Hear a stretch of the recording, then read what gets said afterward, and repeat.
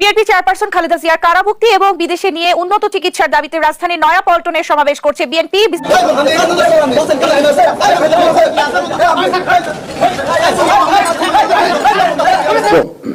মূলত যে কারণে আমি মনে করলাম আপনাদের সাথে আমি কথা বলি সেটা হচ্ছে যে হঠাৎ একজন সেনাবাহিনীর উপর হামলা, আসলে ঘটনাটা সেখানে কি হয়েছিল সেটা আমরা জানবো এবং অবশেষে যে ঘোষণা দিলেন এবার বাংলাদেশের বর্তমান যে নতুন সেনা প্রধান, দর্শক আসলে কি হতে যাচ্ছে, বাংলাদেশে আগামীতে কি হবে সেই বিষয়ে আমরা বিস্তারিত জানবো এবং বর্তমান যে রাজনৈতিক অঙ্গনের সর্বশেষ আপডেটগুলো রয়েছে সেগুলো আমরা জানবো। তো কথা না বলে চলুন আমরা ভিডিও মূল আলোচনা চলে যাই। ভিডিও মূল আলোচনা চলে যাওয়ার আগে আপনার কাছে আমার ছোট করে একটি অনুরোধ, আপনি প্রত্যেক মুহূর্তের আপডেট পেয়ে যান তো অবশ্যই চ্যানেলটি সাবস্ক্রাইব করে দেবেন এবং পাশে থাকা বেল আইকনটি ক্লিক করে দেবেন, তাহলে প্রত্যেক মুহূর্তের আপডেটই সবার আগে পৌঁছাবে আপনার কাছে।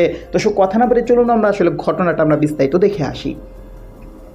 বিএনপি চেয়ারপারসন খালেদা জিয়ার কারামুক্তি এবং বিদেশে নিয়ে উন্নত চিকিৎসার দাবিতে রাজধানীর নয়াপল্টনে সমাবেশ করছে বিএনপি। বিস্তারিত জানাতে এই মুহূর্তে যুক্ত হচ্ছেন আমাদের সঙ্গে সহকর্মী সাইফুল রিপোর্ট। সাইফুল, সমাবেশে আসা নেতাকর্মীরা কি বলছেন বিস্তারিত জানাবেন। নয়াপল্টনে কেন্দ্রীয় কার্যালয়ের সামনে বেলা 2:30টায় যে সমাবেশ শুরু হয়েছে তা ইতিমধ্যেই কিন্তু প্রায় 2-2.5 ঘন্টার মতো সময় হয়ে গেছে এবং এই মুহূর্তে এই সমাবেশের যারা অতিথিরা রয়েছেন সেই অতিথিদের মহানগর এবং বিভিন্ন সহযোগী অঙ্গ সংগঠনের নেতারা বক্তব্য রাখছেন।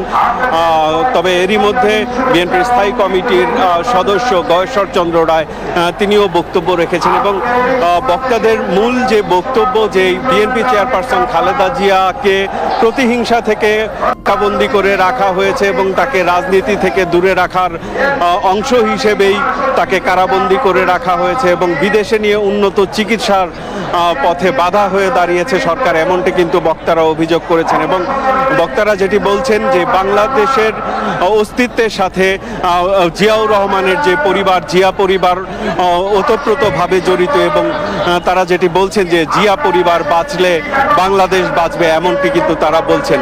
এবং বিএনপি স্থায়ী কমিটির সদস্য গয়েশ্বর চন্দ্র রায় যেটি অভিযোগ করেছেন যে বাংলাদেশের বিচার ব্যবস্থাকে সরকার নিয়ন্ত্রণ করছে, যার কারণে বিএনপি চেয়ারপারসন খালেদা জিয়া তার যে জামিন সেটি তার মানবাধিকার লঙ্ঘন করা হচ্ছে, এমনটি কিন্তু অভিযোগ করেছেন গয়েশ্বর চন্দ্র রায়। এবং তিনি যেটি বলেছেন যে মৃত্যুদণ্ডের সাজাপ্রাপ্ত আসামিরাও যেখানে মুক্ত হয়ে যাচ্ছে সেখানে বিএনপি চেয়ারপারসন খালেদা জিয়ার বিরুদ্ধে যেই অভিযোগের ভিত্তিতে তাকে কারাগারে আটকে রাখা হয়েছে সেটি তার আইনগতভাবেই তিনি জামিনের অধিকার রাখেন, সেই অধিকার থেকে তাকে বঞ্চিত করা হচ্ছে। এবং বিএনপির অন্যান্য পর্যায়ের যারা নেতারা বক্তব্য রাখছেন তারা যেটি বলছেন শুধু সভা সমাবেশ কিংবা বক্তৃতার মধ্য দিয়ে নয়, রাজপথের কঠোর কর্মসূচি পালনের মধ্য দিয়ে বিএনপি চেয়ারপারসন খালেদা জিয়ার মুক্তির নিশ্চিত করার পাশাপাশি দেশে একটি জনগণের সরকার প্রতিষ্ঠার যে আন্দোলন সেই আন্দোলনকে তারা এগিয়ে নিতে চান এবং সেই আন্দোলনে যে কোনো ত্যাগ স্বীকার করতে তারা প্রস্তুত আছেন বলে কিন্তু তারা বলছেন। এবং কিছুক্ষণের মধ্যে বিএনপির শীর্ষ নেতারা বক্তব্য রাখবেন এবং বিএনপির মহাসচিব মির্জা ফখরুল ইসলাম আলমগীর আজকের এই সমাবেশের প্রধান অতিথি হিসেবে বক্তব্য রাখবেন এবং নীতি নির্ধারণী পর্যায়ের যেসব নেতারা রয়েছেন তারা আসলে নতুন কোনো নির্দেশনা দেন কিনা তাদের বক্তব্যের মধ্য দিয়ে সেই বিষয়ের জন্য আমাদের অপেক্ষা করতে হবে সমাবেশের শেষ পর্যন্ত। তো এই ছিল আমার কাছে এখানকার সর্বশেষ পরিস্থিতি। তো দর্শক, আপনার ভিডিওটি দেখলেন, ভিডিওটি দেখে যদি আপনার কোনো মন্তব্য থাকে তাহলে অবশ্যই কমেন্ট বক্সে আপনার মূল্যবান মন্তব্য জানিয়ে দেবেন। দর্শক, এখন আমরা পরবর্তী আরেকটি ভিডিও দেখবো যেটা দ্বারা আমরা আরও কিছু তথ্য আমরা জানতে পারবো। দর্শক চলুন আমরা সেই ভিডিওটি বিস্তারিত দেখে আসি। চাকরি করেছি, ওনার সাথে আমার যে চাকরির অভিজ্ঞতা সেটা অত্যন্ত ভালো।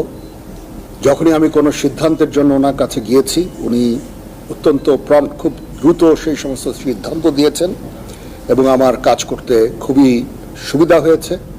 আমি ওনার কাছে কৃতজ্ঞতা জানাচ্ছি, উনি আবার আমাকে সুযোগ দিয়েছেন ওনার অধীনে কাজ করার জন্য। বঙ্গবন্ধুর প্রতি কৃতজ্ঞতা, উনি আমাদের একটা স্বাধীন সার্বভৌম দেশ দিয়েছেন এবং যেই দেশে আজকে আমি সেই স্বাধীন দেশের আমি আজকে সেনাপ্রধান। সমস্ত শহীদদের প্রতি আমার কৃতজ্ঞতা, সমস্ত মুক্তিযোদ্ধাদের প্রতি আমার কৃতজ্ঞতা। তারা তাদের সোনালী দিনগুলো আমাদের জন্য উৎসর্গ করেছেন এবং আজকে আমরা এই স্বাধীন সার্বভৌম দেশ পেয়েছি। আমার সমস্ত অফিসার, যারা কমান্ডিং অফিসার, যারা আমাকে বিভিন্নভাবে বড় করেছেন, আমাকে শিক্ষিত করেছেন, আমাকে আজকে আমি যেই পর্যায়ে এসেছি সেটার জন্য বিভিন্নভাবে শিক্ষা দিয়েছেন, তাদের কাছে আমি কৃতজ্ঞতা জানাচ্ছি। আমার সমস্ত সিনিয়র যারা আমাকে নার্চার করেছেন, তাদের প্রতি আমি কৃতজ্ঞতা জানাচ্ছি। এবং মূলত যে কারণে আমি মনে করলাম আপনাদের সাথে আমি কথা বলি, সেটা হচ্ছে যে আপনাদের প্রতি আমার কৃতজ্ঞতা। আপনারা অতীতে সেনাবাহিনীর সম্বন্ধে বিভিন্ন যে সমস্ত রিপোর্ট করেছেন, অত্যন্ত দায়িত্বপূর্ণভাবে করেছেন। কোনোদিন আপনারা আমাদের বিব্রত করেননি। আপনারা জানেন সেনাবাহিনীর কিছু কিছু ইনফরমেশন আছে যেগুলো সংবেদনশীল, এবং ওই দিকটা বিবেচনা করে আপনারা সব সময় বিভিন্ন রিপোর্ট করেছেন। আপনার কাছে এই জন্য আমরা অত্যন্ত কৃতজ্ঞ, এবং আমি আশা করব যে পরবর্তী সময়েও আপনারা এই দায়িত্বের সাথে এই সমস্ত রিপোর্টিংগুলো করবেন। এবং আমি কথা দিচ্ছি যে কখনো অতীতেও কখনো হয়নি এবং ভবিষ্যতে হবে না। আমরা যে সমস্ত ইনফরমেশন আপনাদের দিব সবগুলো বস্তুনিষ্ঠ, এবং আপনাদের সাথে যে আমাদের সুসম্পর্ক ইনশাল্লাহ বজায় থাকবে। কখনো কোনো জিনিস নিয়ে যদি কোনো সন্দেহ দেখা দেয় বা কোনো ইনফরমেশন আপনাদের প্রয়োজন হয়, আমাদের আইএসপিআর আছে, আমরা আইএসপিআর এর মাধ্যমে ইনফরমেশনগুলো দেই।